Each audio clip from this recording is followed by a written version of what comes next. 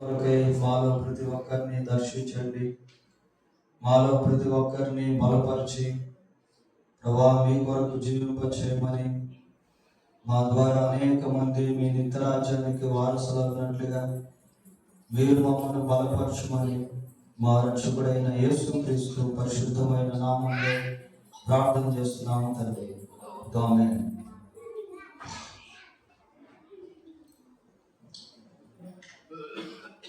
Bible గ్రంథంలో నుండి నిర్గమాకాండం 3వ అధ్యాయము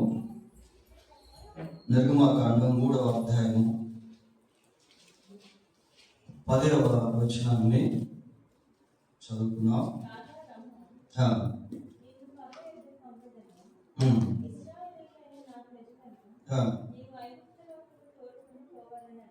చాలా ఈ చదువుకున్నటువంటి లేఖన భాగంలో దేవుడు మోషేతో మాట్లాడుతా ఉన్నాడు. కాగా రమ్ము, నిన్ను ఫరో యొద్దకు పంపేది. కాగా అనేటువంటి ఆ 2 అక్షరాలు పై 3 వచనాలను జ్ఞాపకం చేస్తా ఉన్నాయి.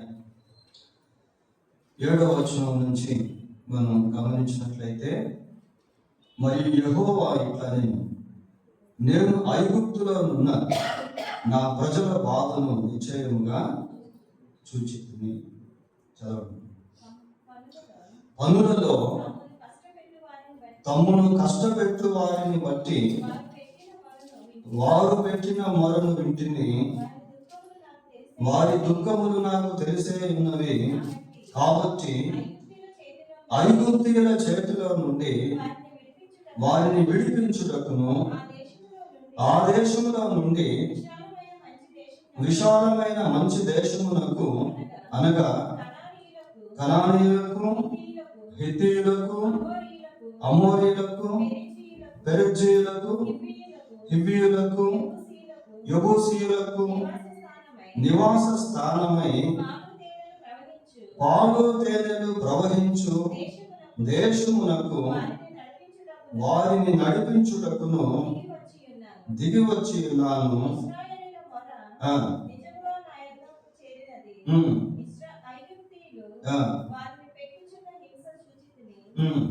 కాగా ఆ 2 అక్షరాలు పై 3 వచనాలను జ్ఞాపకం చేస్తా ఉన్నాయి ప్రియులారా. ఈ 3 వచనాల్లో దేవుడు ఇశ్రాయేలు ప్రజల గురించి మాట్లాడుతూ ఉన్నాడు.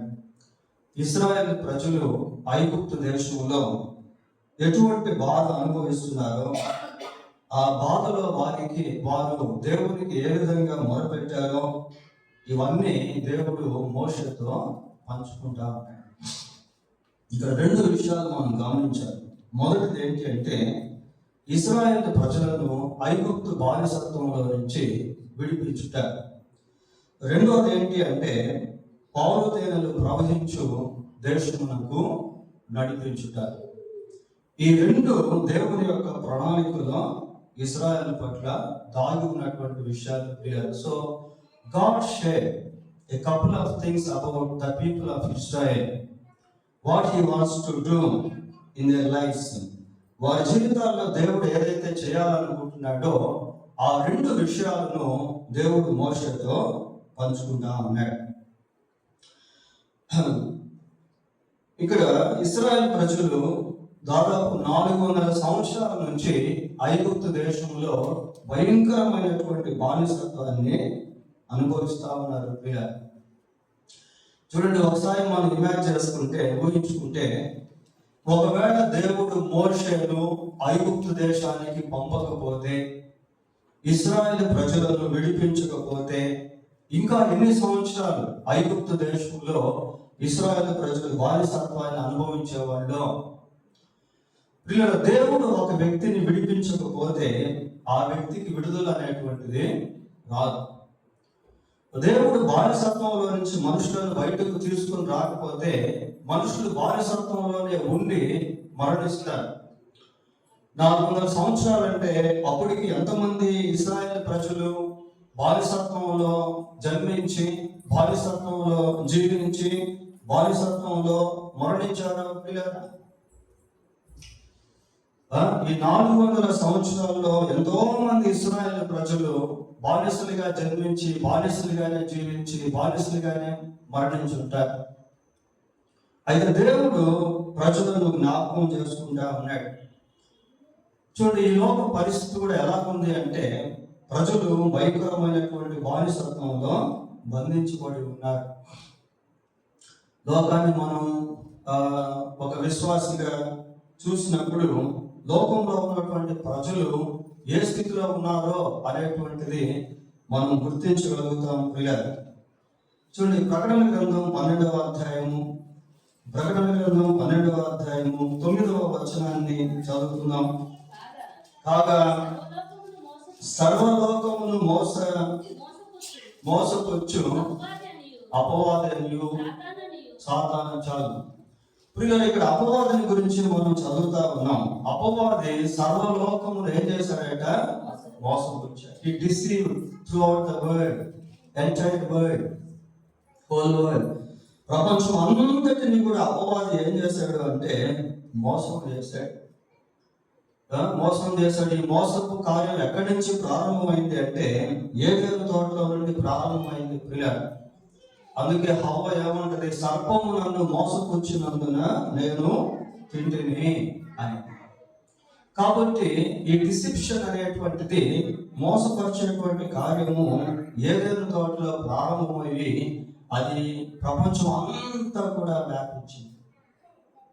అందుకే ఈ ప్రకటన గ్రంథం 12వ అధ్యాయం 9వ వచనంలో ఏమని చదువుతున్నామంటే, సర్వలోకమును మోసపుచ్చు అపవాది ఘట సర్పము అనే మాటలు కనిపిస్తా ఉన్నాయి. సో కాబట్టి ప్రపంచం అంతా కూడా సైతాను చేతిలో మోసపరచబడినటువంటి వారుగా ఉన్నారు.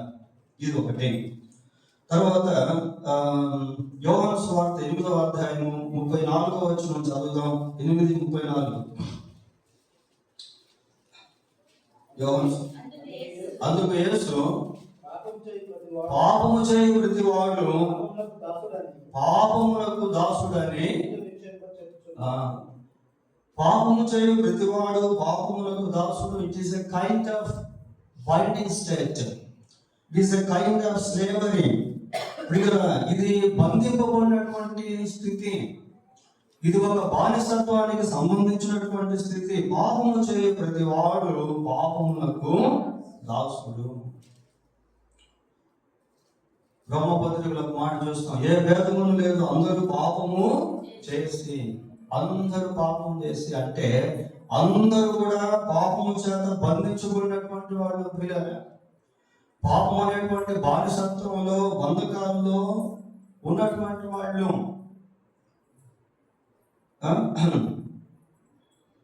తర్వాత యోహాను రాసిన మొదటి పత్రిక 5:19 కూడా చూద్దాం. 5:19. యోహాను రాసిన మొదటి పత్రిక 5వ అధ్యాయం 19వ వచనం.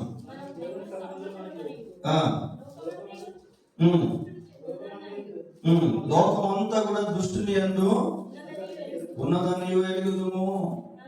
చాలు, లోకమంతా కూడా దుష్టుని యందు పడి ఉన్నది. ఫుట్ నోట్స్ అదే మనం చదువుతాం. కనుక ఆనాడు ఇశ్రాయేలు ప్రజలు ఏ విధంగా ఐగుప్తు దేశంలో బానిసలుగా ఉన్నారో, నేడు ప్రపంచం అంతా కూడా దాదాపుగా సైతాను యొక్క చేతిలో బానిసలుగా ఉన్నారు. పాపము చేత బంధించబడినటువంటి వారుగా ఉన్నారు. అపవాది చేత మోసపరచబడినటువంటి వారుగా ఉన్నారు. ఇటువంటి సిచ్యువేషన్లో దేవుడు ఆనాడు మోషేను ఏ విధంగా ఏర్పాటు చేసుకున్నాడో, దేవుడు ఏ విధంగా మోషేను పిలుచుకున్నాడో, దేవుడు మనల్ని కూడా దేవుడు ఆ రీతిగా పిలుస్తా ఉన్నాడు. ఇంకా ప్రభువు అంటున్నాడు, ఏమన్నాడంటే, కాగా రమ్ము నిన్ను ఫరో యొద్దకు పంపెదను. ప్రజలు దేవుని యొద్దకు రాలేని స్థితిలో ఉన్నారు. ఇప్పుడు ఐగుప్తు దేశంలో బానిసత్వంలో ఉన్నటువంటి ప్రజలు మోషే దగ్గరికి రాలేరు. కాబట్టి మోషే వాళ్ళ దగ్గరికి వెళ్ళాలి. అంతే కదా. They are unable to come to Moses, but Moses himself has to go to the people. వాళ్ళు మోషే దగ్గరికి రాలేదు ప్రియులారా. మోషే వారి వద్దకు వెళ్ళాలి. ఈరోజు ప్రపంచ పరిస్థితి ఎలా ఉంది అంటే ప్రజలు దేవుని దగ్గరికి రాలేకపోతున్నారు. ప్రజలు దేవుని దగ్గరికి వస్తే సంఖ్యలు విడిపోతాయి ప్రియులారా, బంధకాలు తెగిపోతాయి. ఇప్పుడు దేవుడు మోషేతో మాట్లాడుతూ ఉన్నాడు. యోహాను సువార్త 3వ అధ్యాయము 20వ వచనం ఒకసారి చూడండి. 3వ అధ్యాయం 20వ వచనం. యోహాను సువార్త, దుష్కార్యము చేయు ప్రతివాడు వెలుగును ద్వేషించును, తన క్రియలు దుష్క్రియలుగా కనబడకుండా నిమిత్తము కనబడకుండానట్లు వెలుగునొద్దకు రాడు. దుష్కార్యము చేయు ప్రతివాడు వెలుగును ద్వేషించును, తన క్రియలు దుష్క్రియలుగా కనబడకుండానట్లు వాడు వెలుగునొద్దకు రాడు. దేవుని వద్దకు రాలేనటువంటి స్థితి ప్రియులారా. కాబట్టి ఇప్పుడు దేవుడు ఏం చేస్తున్నాడంటే మోషేను వారి దగ్గరికి పంపిస్తా ఉన్నాడు. ఇక్కడ మనం గమనించాల్సింది ఏంటి అంటే గాడ్ ఈజ్ ఇన్ నీడ్. దేవుడు అవసరతలో ఉన్నాడు. ఇప్పుడు ఇశ్రాయేలు ప్రజలు దేవునికి మొరపెట్టారు. ఇశ్రాయేలు ప్రజలు దేవుని విమోచనం కోసం కనిపెడతా ఉన్నారు. ఇశ్రాయేలు ప్రజలకి దేవుని యొక్క విడుదల కావాలి. వాళ్ళకై వాళ్ళు ఐగుప్తు దేశంలో నుంచి, ఫరో చేతిలో నుంచి, ఆ భయంకరమైనటువంటి బానిసత్వంలో నుంచి బయటకు రాలేరు. కాబట్టి వాళ్ళు అక్కడి నుంచి మొరపెడుతూ ఉంటే దేవుడు భూమి మీదకు దిగి వచ్చాడు ప్రియులారా. అందుకే అక్కడ ఆ మాట మనం చదువుతాం. ఏమని చదువుతాం అంటే చూడండి, 8వ వచనం మనం గమనించినట్లయితే, నడిపించుటకు దిగి వచ్చి ఉన్నాను. అసలు ఆ పదం చదివితే చాలా చాలా ఆశ్చర్యం అనిపిస్తుంది ప్రియులారా. సేమ్ ఇట్లాంటి సిమిలర్ వర్డ్ యేసుక్రీస్తు ప్రభు యోహాను సువార్తలో అంటాడు. ఏమంటాడంటే, నా తండ్రి చిత్తాన్ని నెరవేర్చుటకు పరలోకం నుండి భూమి మీదకు దిగి వచ్చినాను అంటాడు. దాన్ని ఇన్కార్నేషన్ ఆఫ్ క్రైస్ట్ అని అంటాం. దిగి వచ్చినాను. Why God has come, why God has come. He wants to deliver the people from the bondage of Egypt. ఐగుప్తు యొక్క బానిసత్వంలో నుంచి ప్రజలను విడిపించేదానికి దేవుడు దిగి వచ్చాడు ప్రియులారా. ఇక్కడ దేవుడు ఆ ప్రజలను విడిపించాలి అంటే దేవునికి ఒక సాధనం కావాలి. God wants a tool to deliver the people.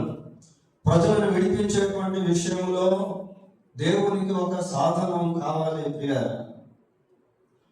God is in need. దేవుడు అవసరతలో ఉన్నాడు. దీన్ని మనం జ్ఞాపకం చేసుకోవాలి.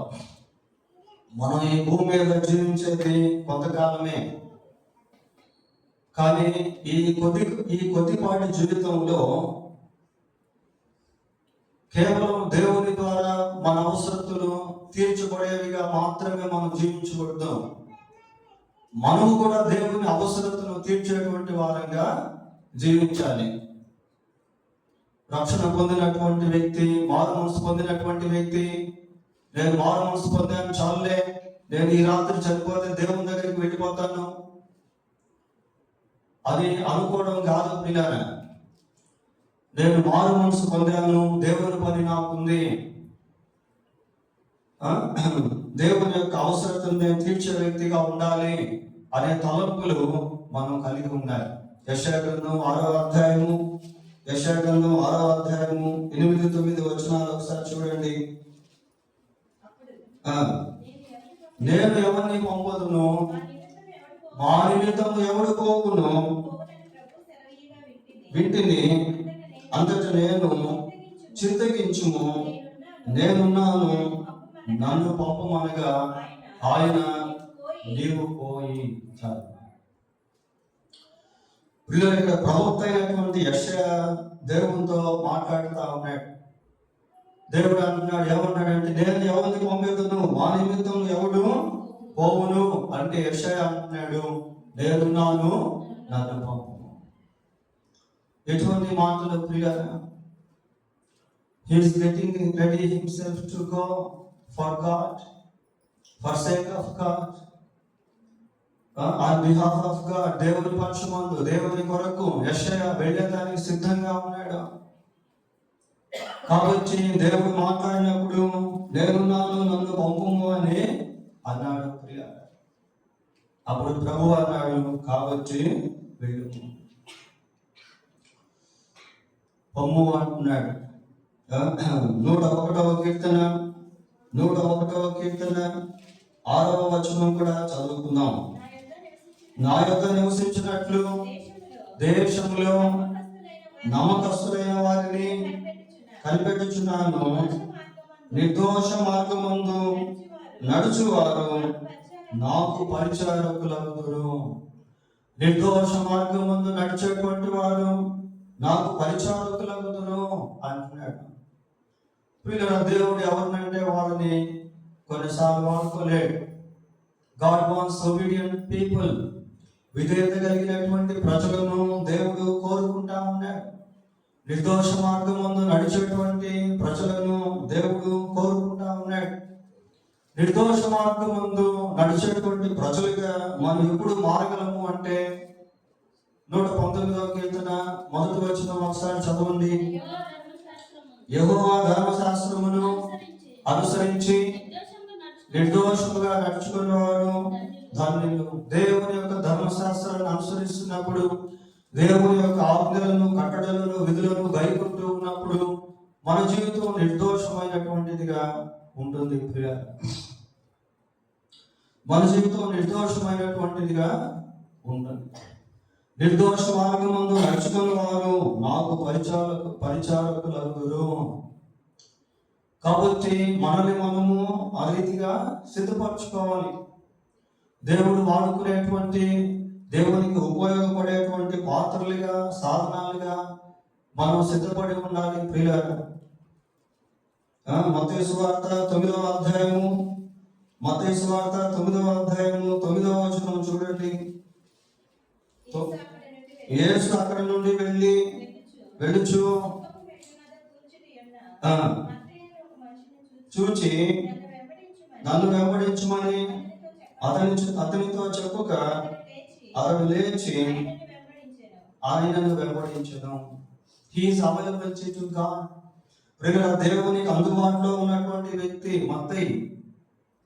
తాను పనిచేసుకుంటా ఉన్నాడు. ఆ టైంలో సుంకపు మెట్టు వద్ద కూర్చొని ట్యాక్స్ కలెక్ట్ చేస్తా ఉన్నాడు ప్రియులారా. He was in job, he was in his business. ఆయన జాబ్లో ఉన్నటువంటి సమయంలో, ఉద్యోగంలో ఉన్నటువంటి సమయంలో దేవుడు మత్తయిని పిలిచాడు.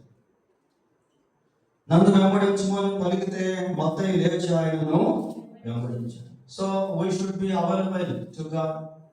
దేవునికి మనం అందుబాటులో ఉండడం అనేటువంటిది చాలా ఇంపార్టెంట్. ఫెయిత్ఫుల్నెస్, నమ్మకత్వం, నిర్దోషత్వాన్ని కలిగి ఉండడం అనేది చాలా ఇంపార్టెంట్. అంతేకాకుండా దేవునికి ఏదైతే భారం ఉందో ప్రజల విషయంలో అటువంటి భారాన్ని కలిగి ఉండడం. ఎందుకు దేవుడు మోషేను పిలిచాడు? మరి మోషే తప్ప ఆ టైంలో ఇంకెవరు లేరా? అహరోను ఉన్నాడు, ఇంకా ఎంతో మంది బయట ఉన్న ఇశ్రాయేలు ప్రజలు ఉన్నారు పిల్లలు. కానీ ఎందుకు దేవుడు మోషేనే ఏర్పాటు చేస్తున్నాడు అంటే, దేవుని హృదయంలో ఇశ్రాయేలు పట్ల ఎటువంటి భారం ఉందో అదే భారాన్ని మోషే కూడా కలిగి ఉన్నాడు. ఇశ్రాయేలు పట్ల దేవునికి ఎటువంటి ఉద్దేశం ఉందో అటువంటి ఉద్దేశాన్ని మోషే కూడా ఇశ్రాయేలు విషయంలో కలిగి ఉన్నాడు. చూడండి, హెబ్రీ పత్రిక 11వ అధ్యాయము 26వ వచనాన్ని చదువుకుందాం. మోషే పెద్దవాడైనప్పుడు విశ్వాసమును బట్టి ఐగుప్తు ధనము కంటే క్రీస్తు విషయమైన నింద గొప్ప భాగ్యమని ఎంచుకొని అల్పకాలము పాప భోగములను అనుభవించుట కంటే దేవుని ప్రజలతో శ్రమ అనుభవించుట మేలని ఆ, కుమారుని అనిపించుకొనుటకు ఉమ్, ఒప్పుకొనలేదు. చాలు. దేవుని ప్రజలతో కలిసి శ్రమ అనుభవించడం మేలు, అల్పకాలపు పాప భోగించులు అనుభవించడం కంటే. చూడండి ప్రియులారా, అటువంటి భారాన్ని, అటువంటి హృదయాన్ని, అటువంటి తలంపులను మోషే ఇశ్రాయేలు పట్ల కలిగి ఉన్నాడు. ఒక పక్కేమో పని చేసుకుంటున్నాడు, మామూలు మందను మేపుకునేటువంటి వాడిగా ఉన్నాడు, కుటుంబ జీవితాన్ని కలిగి జీవిస్తా ఉన్నాడు. అయితే సడన్ గా అకస్మాత్తుగా ఉన్నటువంటి దేవుడు మోషేను దర్శించాడు. దేవుడు మోషేతో మాట్లాడాడు. ప్రియుల, మోషే హృదయంలో ఇశ్రాయేలు ప్రజల పట్ల కలిగి ఉన్నటువంటి ఆ భారాన్ని దేవుడు చూశాడు. అదే భారాన్ని దేవుడు కలిగి ఉన్నాడు. ఇప్పుడు ఆ రెండు భారాలు ఏమైపోయినాయంటే సింక్ అయినాయి,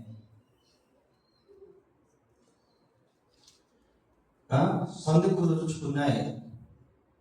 రెండు భారాలు ఒక భారముగా మారి ఇశ్రాయేలు ప్రజల దగ్గరికి దేవుడు మోషేను తీసుకెళ్తున్నాడు. ఇంకా ఒక రకంగా చెప్పాలి అంటే ఇశ్రాయేలు ప్రజల దగ్గరికి దేవుడు మోషే ద్వారా వెళ్తున్నాడు. Unseen God with Moses who is seen to people. ప్రజలకు కనిపించేటువంటి మోషేతో కనిపించినటువంటి దేవుడు ఉన్నాడు ప్రియులారా. ఏమని చెబుతున్నాడు? కాబట్టి రమ్ము, కాగా రమ్ము, నిన్ను ఫరో యొద్దకు పంపెదను. కాబట్టి రమ్ము, నిన్ను ఫరో యొద్దకు పంపిస్తాను. ఇంకా కొంచెం దీన్ని లోతుగా చెప్పాలి అంటే ఇంగ్లీష్ బైబిల్ ప్రకారం చెప్పాలంటే ఐ అని కూడా చెప్పచ్చు ప్రియ. నేను నిన్ను ఫరో యొద్దకు పంపిస్తాను. ఈ నేను నిన్ను అనే రెండు పదాలు ఉన్నాయి కదా, ఈ రెండు పదాలు వారిద్దరి మధ్య ఉన్నటువంటి డీప్ రిలేషన్షిప్, లోతైనటువంటి సంబంధాన్ని జ్ఞాపకం చేస్తా ఉన్నాయి. ఇక్కడ మనం గమనించినట్లయితే Moses knows who is God, God knows who is Moses. మోషే దేవుడు ఎవరో మోషేకు తెలుసు, మోషే ఎవరో దేవుడికి తెలుసు. ఈ రెండు అవినాభావ సంబంధాలు. దేవుడు మనల్ని ఎరిగి ఉండుట, మనము దేవుడిని ఎరిగి ఉండుట, ఈ రెండు చాలా ప్రాముఖ్యం ప్రియులారా. ఈ రెండు చాలా ప్రాముఖ్యం. ఇంకా బైబిల్లో మనం చూస్తాం, నిర్గమకాండంలో ఏమని చదువుతామంటే, ఒక స్నేహితుడు తన స్నేహితునితో మాట్లాడినట్లుగా యెహోవా మోషేతో మాట్లాడాడు. చూడండి ఎంత గొప్ప ఫ్రెండ్షిప్ అనేటువంటిది దేవునికి మోషేకు మధ్య ఉందో. దేవుడు మనకు ఎప్పుడు తోడుగా ఉంటాడు. అయితే ఆ తోడును మనం ఎప్పుడు అనుభవించేవాళ్ళంగా ఉండాలి, అది ఇంపార్టెంట్. ఇదిగో సదాకాలం నేను మీతో కూడా ఉన్నాను, గాఢాంధకారపు లోయలో నేను సంచరించడం ఏ అపాయమునకు భయపడను, నీవు నాకు తోడై ఉండు. ఆ ప్రెసెన్స్ అనేటువంటిది మనం అనుభవిస్తా ఉండాలి పిల్లలు. దేవుని యొక్క సన్నిధిని మనం అనుభవిస్తూ ఉండాలి. సరే, ఇక్కడ ఏమంటాడంటే, కాగా రమ్ము, నిన్ను ఫరో యొద్దకు పంపేది. దీంట్లో రెండు విషయాలు మనం గమనించాలి. అంటే ఇది ఎలా ఉంది అంటే,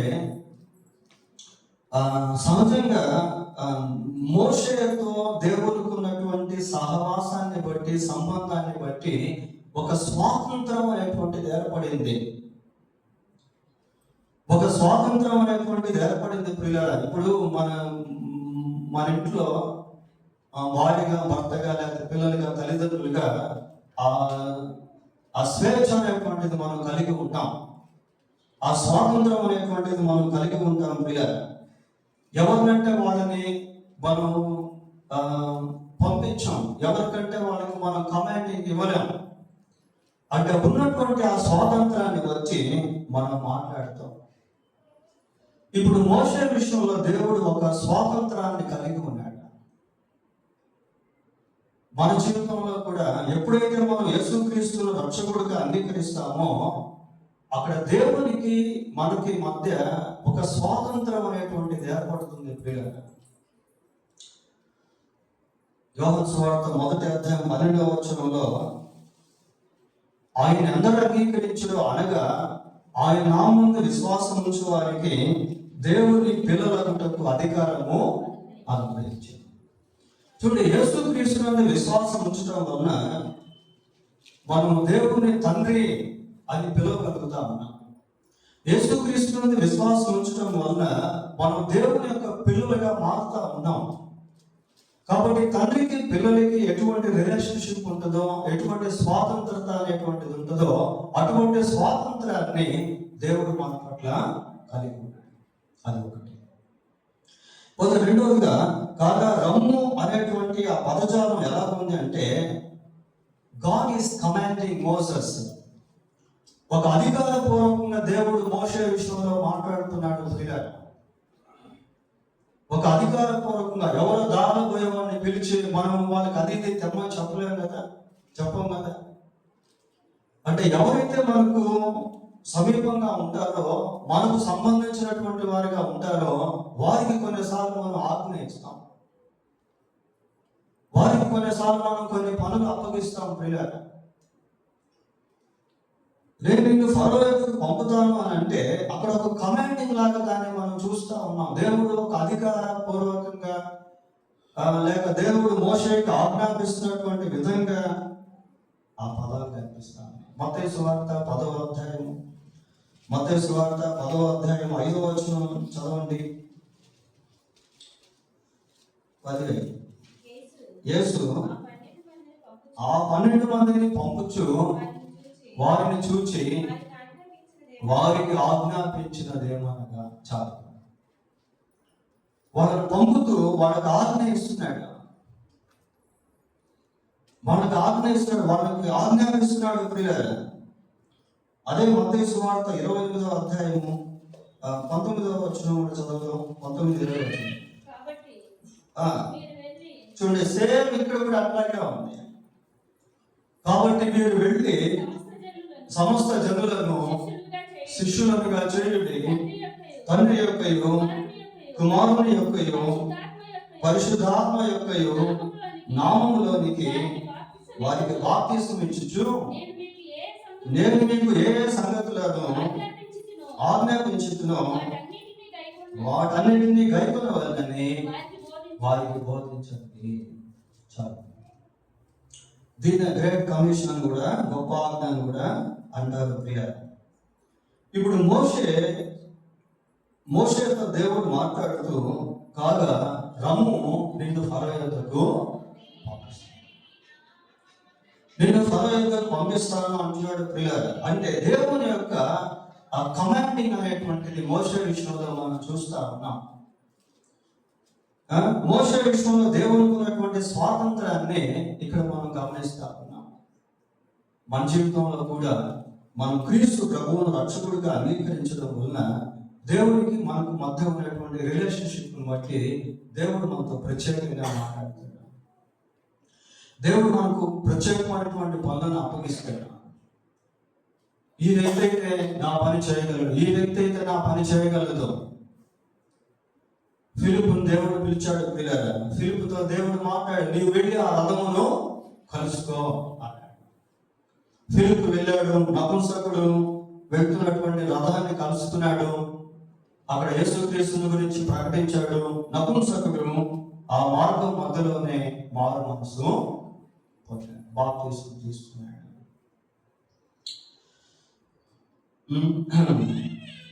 సరే, కాగా రమ్ము నిన్ను ఎవరి దగ్గరికి పంపిస్తాడట? ఫరో దగ్గరికి వెళ్ళాడు. ఫరో అనేటువంటి పేరుకి అర్థం ఏంటి అంటే గాడ్ ఆఫ్ ద ఎర్త్ అని అర్థం. ఫరో అనేటువంటిది ఒక మనిషి పేరు కాదు. ఏ మనిషి అధికారం క్రిందకి లేక ఐగుప్తుకు అధ్యక్షుడు అవుతాడో, అధికారి అవుతాడో, వాళ్ళందరూ కూడా ఫరోలుగా పిలువబడతారు. For example chief minister, prime minister అని మనం అంటాం కదా. మనుషులు మారిపోతూ ఉన్నప్పటికీ ప్రైమ్ మినిస్టర్ అనేటువంటి పదం మారదు, ప్రధానమంత్రి అనే పదం మారదు. మనుషులు మారవచ్చు, కానీ ఆ ప్రొఫెషనల్ వర్డ్ మాత్రం మారదు ప్రియ. ఇప్పుడు ఫరో, అంతకుముందున్న ఫరో, యోసేపుకు బాగా తెలిసినటువంటి ఫరో, ఇజ్రాయెల్ ప్రజలకు సంరక్షణ ఇచ్చినటువంటి ఫరో, ఆ ఫరో లేడు, చనిపోయాడు. కానీ మోషే టైంలో ఉన్నటువంటి ఫరో ఎట్లాంటి వాడు అంటే చాలా కఠినమైనటువంటి వాడు. ఎవరి దగ్గరికి పంపిస్తానంటున్నాడు? ఆ ఫరో దగ్గరికి పంపిస్తానంటున్నాడు పిల్లలు. కాగా రమ్ము, నిన్ను ఫరో యొద్దకు పంపిస్తాడు. ఫరో ఎట్లాంటి వాడు అంటే చాలా కఠినమైన హృదయం కలిగినటువంటి వాడు. ఫరో యొక్క హృదయంలో ఇశ్రాయేలు పట్ల ఎంతో ద్వేషం అనేటువంటిది ఉంది. ఇశ్రాయేలులో మగ పిల్లలు ఉండకూడదని ఫరో ఉద్దేశించాడు. ఇశ్రాయేలు ప్రజల చేత వెట్టి చాకిరీ చేయించేటువంటి వాడు ఫరో. అటువంటి కఠినమైనటువంటి వ్యక్తి దగ్గరికి, అటువంటి క్రూరమైన వ్యక్తి దగ్గరికి దేవుడు మోషేను పంపిస్తా ఉన్నాడు. ఐగుప్తు దేశంలో ఫరో యొక్క సేన చాలా బలమైనది ప్రియులారా. ఫరో దగ్గర ఉన్నటువంటి గుర్రాలు, రథాలు చాలా శక్తివంతమైనవి. అటువంటి సామ్రాజ్యంలోనికి ఎంతమంది వెళ్తున్నారు? ఇద్దరిని పంపించాడు దేవుడు. ఎవరిని? మోషేను, అహరోను. అటువైపు చాలా మంది ఉన్నారు. ఫరో ఉన్నాడు, ఫరో సేవకులు ఉన్నారు, ఫరో సైన్యం ఉంది, ఐగుప్తు ప్రజలు ఉన్నారు. కానీ వీళ్ళెంతమంది ఉన్నారు? ఇద్దరే. ఫరో సైన్యం గురించి ఒకసారి ఆలోచిస్తే చూడండి. ఒకసారి 14వ అధ్యాయం నిర్గమాకాండం 6-7 వచనాలు చదవండి ఒకసారి. అంతటా అతడు తన రథమును సిద్ధపరచుకొని తన జనమును తనతో కూడా తీసుకొని పోయేను. మరియు అతడు శ్రేష్టమైన 600 రథములను, ఐగుప్తు రథములన్నిటినీ, వాటిలో ప్రతి దాని మీద అధిపతులను తోడుకొని, అంత సైన్యం ఉంది, అంత బలగం ఫరోకి ఉంది. అటువంటి యుద్ధ భూమిలోనికి ఇద్దరే వ్యక్తులు వెళ్తా ఉన్నారు. దీన్ని కొంచెం మనం స్పిరిచువల్ ఆస్పెక్ట్ లో దృక్పథంలో ఆలోచిస్తే లోకమంతా కూడా ఎవరి దగ్గర పడి ఉంది? దుష్టుల దగ్గర పడి ఉంది. The world is like a battle field. ఈ లోకం అనేటువంటిది ఒక యుద్ధ భూమి లాంటిది. ఈ లోకంలో ప్రజలు బానిసత్వంలో బంధించబడి ఉన్నారు. రకరకాల పాపముల చేత, రకరకాల రోగాల చేత, రకరకాల దయ్యాల చేత, రకరకాల దురలవాట్ల చేత బంధించబడి ఉన్నారు పిల్లలు. ఈ బంధకాల్లో ఉన్నటువంటి ప్రజలను బయటకు తీసుకుని రావడం అనేటువంటిది అంత సామాన్యమైన విషయము కాదు. ఎఫెసీ పత్రిక 6వ అధ్యాయము 12వ వచనం ఒకసారి చదవండి. 6:12.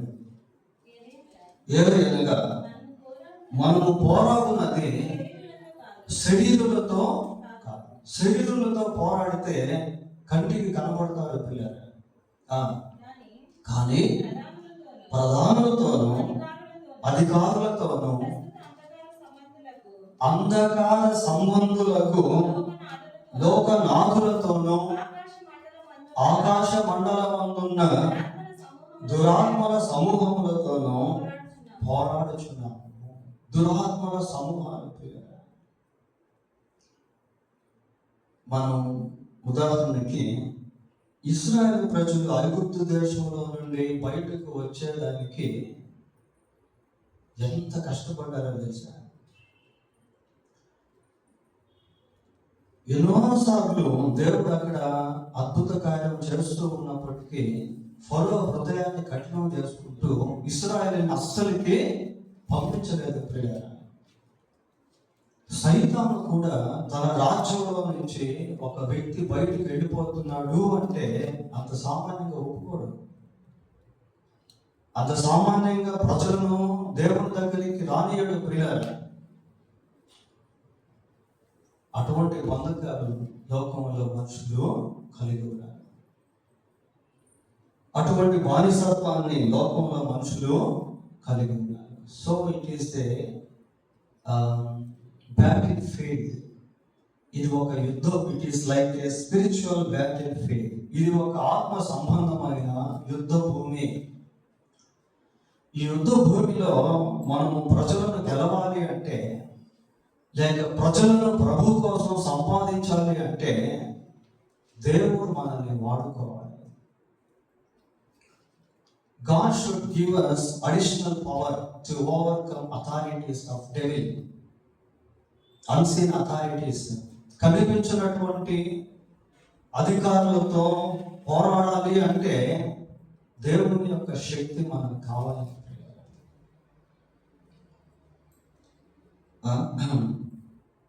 తర్వాత ఈ 3వ అధ్యాయము, 4వ అధ్యాయము, 5వ అధ్యాయము up to the 14th chapter, 14వ అధ్యాయం వరకు మనం గమనించినట్లయితే దేవుడు ఏ విధంగా మోషేను వాడుకున్నాడు, దేవుడు ఏ విధంగా మోషే ద్వారా అద్భుతాలను జరిగించాడు, దేవుడు ఏ విధంగా మోషే ద్వారా ఐగుప్తు దేశంలో పనిచేశాడో, ఆ తదుపరి ఏ విధంగా ఫరో ఇశ్రాయేలు ప్రజలను బయటకు పంపించాడో అన్న విషయాలు మనకి అర్థమవుతాయి.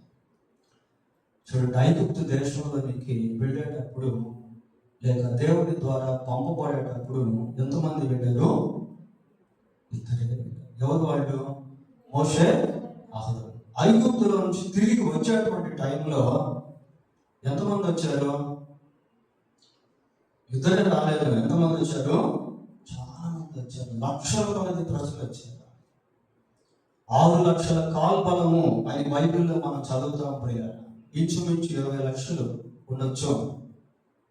ఇద్దరే వెళ్ళారు. వెళ్ళేటప్పుడు వచ్చేటప్పుడు లక్షలాది ప్రజలుగా వాళ్ళు తిరిగి వచ్చారు. ఐగుప్తు దేశంలో దేవుడు అనేక అద్భుత కార్యాలు చేశాడు. ఈ రాత్రి సందేశం గురించి మనం ఏం నేర్చుకోవాలి అంటే, లోకము సైతాను చేతిలో బానిసగా ఉంది. పాపమునకు ప్రజలు బానిసలై ఉన్నారు. మనుషులు అంధకార సంబంధమైనటువంటి బంధకాలతో బంధించబడి ఉన్నారు. వారి బంధకాలు తెగాలి అంటే మనం దేవుడికి కావాలి. దేవుడు కార్యం చేస్తే తప్ప మనిషి అంధకార సంబంధమైన అధికారంలో నుండి బయటకు రాలేదు. ఇందాక నేను మీకు ఒక మాట చెప్పాను. ఫరో అనే పేరుకి అర్థం ఏంటి? ద గాడ్ ఆఫ్ ఎర్త్ అంటే భూదేవత అని అర్థం. పిల్లలు, కొరింథీయులకు రాసిన 2వ పత్రిక 4వ అధ్యాయం 4వ వచనంలో, అవిశ్వాసం క్రీస్తు యొక్క సువార్త ప్రకాశమానము వారికి ప్రకాశింపకుండానట్లు ఈ యుగ సంబంధమైన దేవత అవిశ్వాసులైన వారి మనోనేత్రాలకు గుడ్డితనము కలిగింది. యుగ సంబంధమైన దేవత. అక్కడ కూడా ఏమని ఉంటుందంటే గాడ్ ఆఫ్ ద వరల్డ్ అని ఉంటుంది. యుగ సంబంధమైనటువంటి దేవత పిల్లలు. సైతానుడు లోకాన్ని ఆ రీతిగా తన వద్ద పడేసుకున్నాడు. కనుక మనము దేవుని కొరకు నిలబడాలి. దేవుడు మనల్ని వాడుకోవాలి. దేవుడు మన ద్వారా తన కార్యాన్ని జరిగించాలి. దేవుడు మన ద్వారా అనేక మందిని చీకటిలో నుండి వెలుగులోనికి తీసుకుని రావాలి. కాబట్టి మనం సిద్ధపడానికి నేను ఉన్నాను, నన్ను పంపు. ప్రార్థన చేసుకుందాం. అందరూ కూడా ప్రార్థన చేసుకోండి.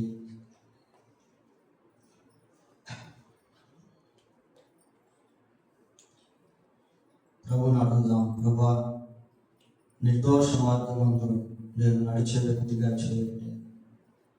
మీకు అందుబాటులో మత్తయి వలె నేను ఉండినట్లుగా చేయండి.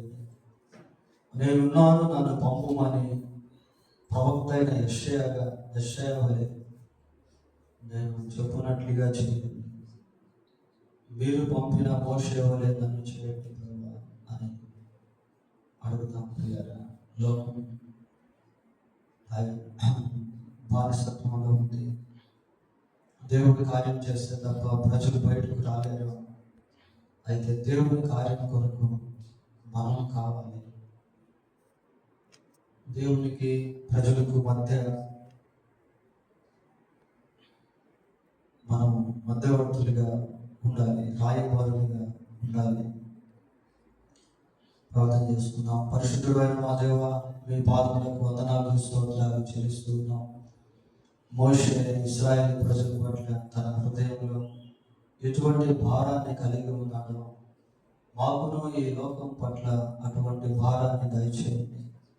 యెషయా మీ ద్వారా పంపబడే విషయమై ఎటువంటి సిద్ధపాటు కలిగి ఉన్నాడో అటువంటి సిద్ధపాటు మాకును దయచేయండి.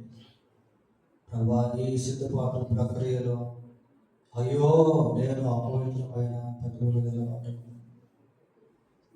అని మమ్మల్ని మేము మీ సన్నిధిలో మా అపవిత్రతను, మా అవిధేయతను, మా బలహీనతలను ఒప్పుకునే వారముగా చేయండి. ప్రభా, నిన్ను పరిశుద్ధపరిచి యెహోవాను నేనే అని మీరు సెలవించారు.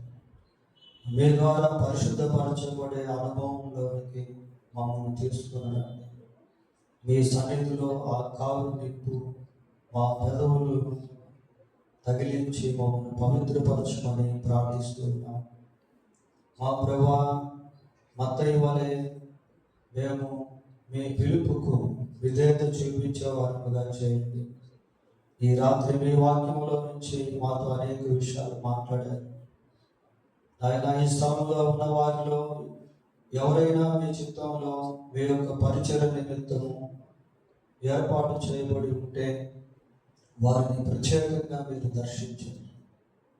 ఒక్క యోనా ద్వారా నినేవా పట్టణాన్ని మీరు దర్శించిన దేవుడు, 1,00,000కు పైగా ఉన్నటువంటి ప్రజలను ప్రభా మీ వైపుకు తిప్పినటువంటి దేవుడు. ప్రభా, మీరు వాడుకుంటే ఒక్క వ్యక్తి వేల కొలదిగా, లక్షల కొలదిగా ప్రజలను మీ సన్నిధికి తీసుకొని రాగలరు.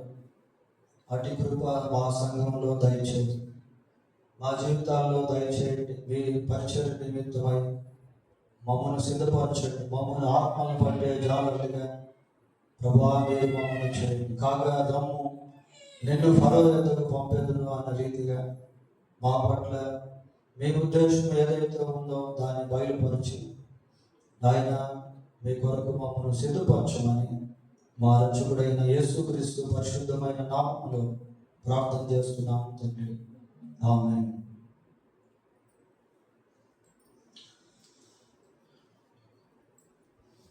వీరందరూ లేచి నిలబడి ఒక పాట పాడుతుండగా